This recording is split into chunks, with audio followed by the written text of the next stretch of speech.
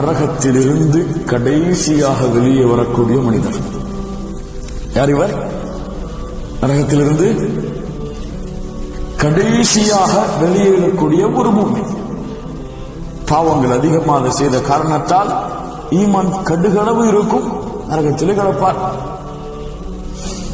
அல்லாஹ்விடத்திலே கேட்பார், யா அல்லாஹ், இங்க பாரடா ரப்பே, சுத்தி காஃபிர்கள் முஷ்ரிக்குகள், என்ன போய் இங்க வச்சிருக்கிய ரப்பே, நரகத்துடைய கரைக்கு என்ன கொண்டு போயிறேன், நரகத்துடைய கரைக்கு என்ன கொண்டு போயிறேன். அல்லாஹ் சொல்லுவான், அடியானை கொடுக்கிறேன், ஆனால் இதற்கு மேல் என்னிடத்தில் எதுவும் கேட்கக்கூடாது. கொடுத்துட்டா இதுக்கு மேல என்னிடத்துல எதையும் நீ கேட்டுறக்கூடாது. அல்லாஹ் பிடித்தா அல்லாஹ் கேட்கவே மாட்டேன், அவங்ககிட்ட இதுக்கு மேல அல்லாஹ் கொண்டு வைப்பான். அது என்ன வேதனை? நரகத்துடைய விளிம்பு என்ன சாதாரணமானதா? யோசித்து பாருங்கள். அடுத்த அல்லாஹ்விடத்தில் சில ஆண்டுகள் கழியும். யா அல்லாஹ், நரகத்துக்கு கொஞ்சம் வந்துட்டேன், வெளியே கொண்டு போய் வச்சிட, என்ன வெளியே கொண்டு போய் வச்சிட.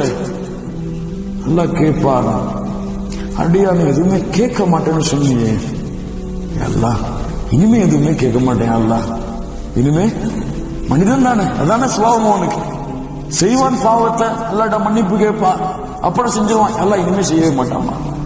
அது போலதான் அந்த மனிதன், எல்லாம் இனிமே எதுவுமே கேட்க மாட்டேன். அப்படியா, சரி வெளியே வா. அதற்கு பிறகு அவனுடைய முன்னால் ஒரு மரம் தோன்றும், நிழல் தரக்கூடிய ஒரு மரம். நல்ல கவனிங்க.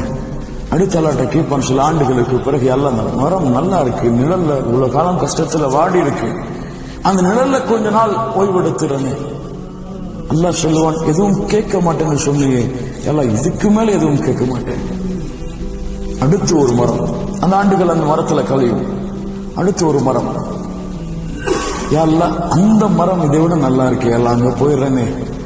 அல்லாஹ் சொல்லுவான், கேட்க மாட்டேன்னு சொன்னீங்க, எல்லாம் இதுக்கு மேல எதையும் கேட்க மாட்டேன். அல்லாஹ் சரி போயிருப்பா. எண்ணியத்துக்குரியவர்களே, இங்க ரெண்டு விஷயம் நல்லா கவனிக்கணும். மரத்தை தோற்றுவித்தவன் யார்? இந்த மரத்தை தோற்றுவித்தவன் யார்? அதுவாக தோன்றியதா? அல்லாஹ் தோற்றுவிக்கிறான். அவனை பிடிக்கிறான், முடியாது போ, அவ்வளவுதான், வாக்கு கொடுத்து மீறிட்ட. ஆனால் விடுகிறான். என்ன அல்லாஹ் விரும்புகிறான்? இவன் சொர்க்கத்திலே நுழைந்து விடட்டும். இவன் செய்துவிட்டான், பாவங்களை குற்றங்களை செய்துவிட்டான், முடிந்து விட்டதா வேதனை. ஆனா அதுக்கு முன்னாடி இவன் உணரணும், அல்லாஹ்வுடைய அருளை எவ்வளவு அருள் செய்து அல்லாஹ் அவனை வெளியாக்குகிறான். அதுக்கு பிறகு அல்லாஹ் அண்ணா இருக்கு, அல்லாஹ் சொர்க்கம், அங்க போயிடனே. அல்லாஹ் சரிப்பா போ, இதுக்கு மேல கேட்க மாட்டான்னு சொன்ன, கேட்டாலும் கேட்க மாட்டேன்னு தான் சொல்லுவேன். எல்லாம் கேட்கவே மாட்டேன், எல்லாம் இதுக்கு மேல சரி போயிருப்பான். இல்ல போய் பார்ப்பான், எல்லாம் ஹவுஸ்ஃபுல், எல்லாம் மூடி இருக்கும், அவனுக்கு இடமே இருக்காது. வருவான், நயா அல்லாஹ் உள்ள போ சொன்ன, போன, ஆனா இடமே இல்லையே அல்லாஹ். அப்படியா, இடம் இல்லையா எங்கேயுமே? எல்லாம் அவரவருக்குன்னு சொந்தமாயிடுச்சே அல்லாஹ். தமன்னா ஆசைவை அடையாதே, தமன்னா ஆசைவை அடியானே, தமன்னா ஆசைவை அடியானே, தமன்னா ஆசைவை அடியானே, தமன்னா ஆசைவை அடியானே. எத்தனை முறை? 5 முறை. அல்லாஹ் சொல்லுவான், அடியானே ஆசை வச்சுட்டியா? ஆம், ஆசை வச்சுட்டு, எனக்கு அது வேணும் இது வேணும், சொர்க்கத்துல ஃபுல்லா மனசுல ஆசை. நீ ஆசை வைத்தாயே, 5 முறை நீ ஆசை வைத்ததும், நீ வாழ்ந்து வந்தாயே ஒரு பூமி, அந்த பூமியில உனக்குன்னு ஒரு குட்டி பூண்டு இடம் இருந்துச்சு, அந்த மொத்த பூமி, அந்த பூமியை விட 10 மடங்கு பெரிய உலகம் உனக்கு இருக்கிறது. அவன் நின்று சற்று நிதானிச்சு, யா அல்லாஹ் என்ன நீ கேலி செய்றியா என்ன கேட்கிறான்.